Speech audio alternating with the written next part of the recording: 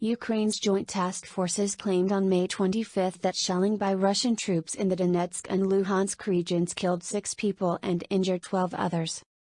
Ukraine's joint task forces claimed on Wednesday, May 25, that shelling by Russian troops in the Donetsk and Luhansk regions killed 6 people and injured 12 others.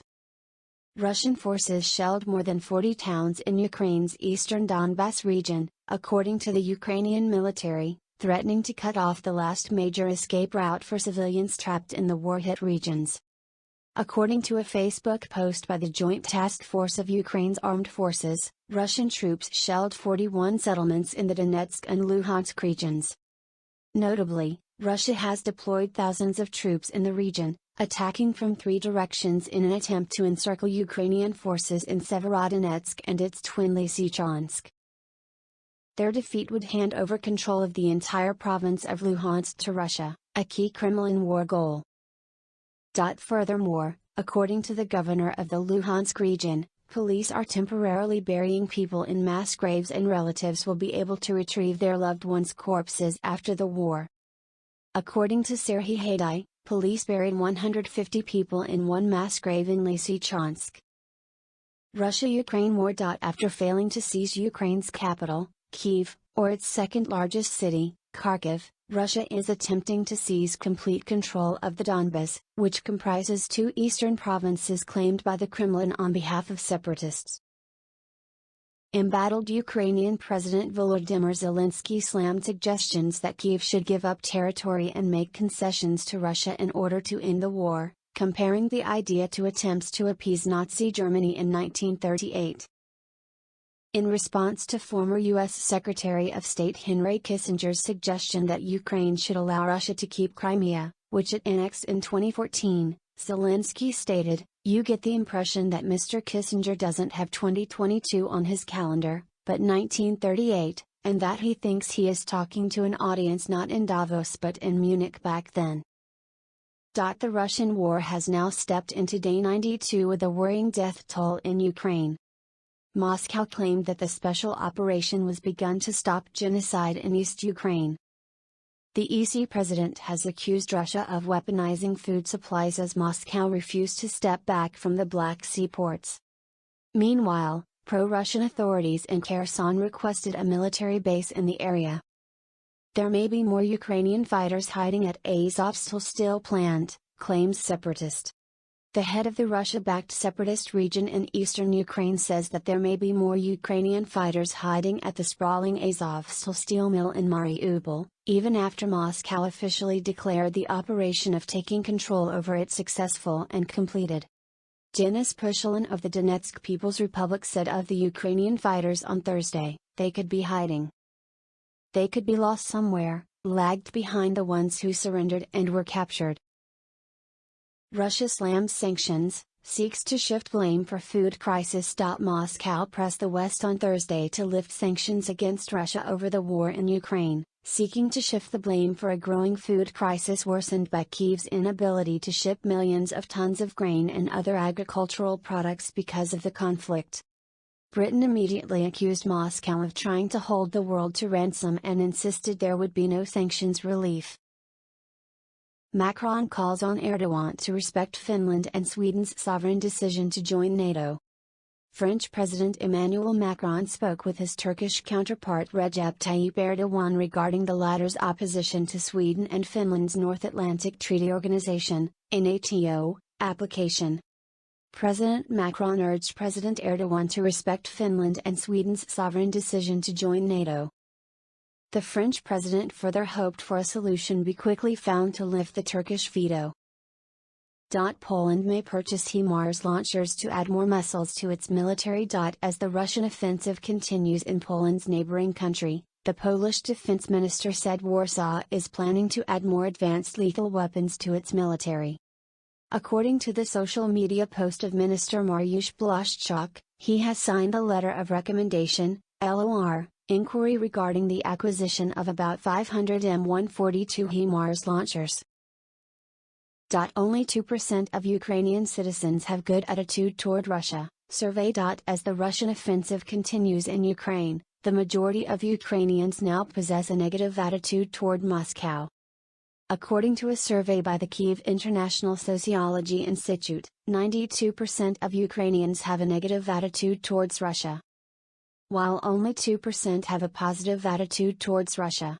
Earlier, before the war, 34% of Ukrainians had a positive attitude towards Russia. Zelensky thanks Finnish PM for visiting Ukraine, urges to invoke sixth package of sanctions. Ukraine's President Volodymyr Zelensky thanked Finnish Prime Minister Sanna Marin for lending unconditional support to Ukraine. The head of state stressed the need to introduce the next, sixth package of sanctions against Russia by the EU as soon as possible. These are very important direct signals of support, first of all for the Ukrainian people, our people, who see that they are not alone with the difficult challenges of today, he said. Finnish PM arrives in Ukraine, holds meeting with Zelensky. Amid the relentless war in Ukraine, Finland Prime Minister Sanna Marin arrived in the war-torn country on Thursday and held an official meeting with the delegation. According to reports by multiple Ukrainian media, the 36-year-old PM met Zelensky in the presidential palace before heading to other places in the country. Meanwhile, while holding a high-level meeting, Zelensky stressed that Finland's military assistance is very valuable to deter the aggression of Russian forces. Putin says Russia able to solve main tasks in import substitution. Russian President Vladimir Putin, while addressing the first Eurasian Economic Forum virtually on Thursday, said the country was able to solve the major assignments in import substitution in key areas that ensure the sovereignty of the country, TASS news agency reported. However, he acknowledged all the goals were not accomplished and added there is nothing to worry about. Moscow believes Ukraine will accept its demands, Kremlin spokesperson. Kremlin on Thursday said it believes Ukraine will accept its demands, including claims on occupied territories, the Kyiv Independent reported. Kremlin press secretary Dmitry Peskov said the Russian-occupied territories were not territorial concessions, despite knowing President Volodymyr Zelensky had on several occasions said he won't give up any of his territories. Scholz says Putin will negotiate once he realizes Ukraine's defense cannot be breached. Amid the ongoing ravaging war in Eastern Europe, the German Chancellor claimed that Russian President Vladimir Putin will only consider negotiating peace talks in case his troops fail to break Ukraine's defenses. Speaking at the World Economic Forum in Davos, Switzerland, Olaf Scholz further claimed that Russia will not will the ongoing war, and any peace agreement should not be based on Russian President Putin's whims. There will be no dictated peace. Ukraine will not accept this and neither will we, Scholz stated, as per the Independent. Russia tells Ukraine to accept real situation. The Kremlin says it expects Ukraine to recognize the existing situation and accept Moscow's demands. When asked if Russia expects Ukraine to make territorial concessions, Kremlin spokesman Dmitry Peskov said that Moscow expects the acceptance of its demands and the understanding of the real situation that exists de facto. Russia has previously demanded that Ukraine recognize the Russian sovereignty over the Crimean Peninsula that Moscow annexed from Ukraine in 2014 and acknowledge the independence of Russia-backed separatist regions in eastern Ukraine. Belarusian president accuses US, Europe and NATO of initiating global confrontation with Russia. Belarusian President, Alexander Lukashenko, while speaking at the meeting of the Ministry of Defense on issues of ensuring military security, accused NATO, the US and Europe of invoking global confrontation with Russia. According to America's plan, Europe and NATO have entered into a global confrontation with Russia, Lukashenko's press service quoted Lukashenko as saying. Russia reports destroying Ukraine targets. The Russian military says it has destroyed a large Ukrainian unit with equipment at a railway station in the east.